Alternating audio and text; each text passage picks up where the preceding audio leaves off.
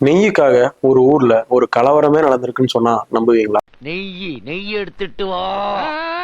திருப்பூர்ல 1935 April first வீக்ல ஒரு தாழ்த்தப்பட்ட சமூகத்தை சேர்ந்தவர் ஒரு புனித தலத்துக்கு சுற்றுலா போயிட்டு வந்திருக்காரு.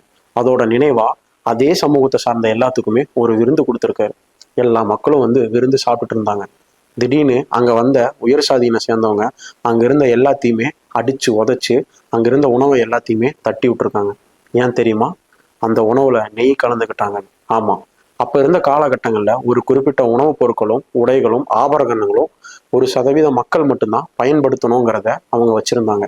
இந்த மாதிரி தீண்டத்தகாதவர்கள் இதை பயன்படுத்தினாங்கன்னு சொன்னதுக்காக அந்த ஊரையே அடிச்சு நொறுக்கி அங்க ஒரு கலவரத்தையே உண்டாக்கிட்டாங்க. மனிதநேயம் மலிந்து கிடக்கிற இந்த பூமியில இதனாலதான் சொல்றோம் சாதி ஒழியணும்னு. இதெல்லாம் கேட்ட நீங்க, இது கட்டுக்கதையோ குட்டி கதையோ இல்ல தம்பி.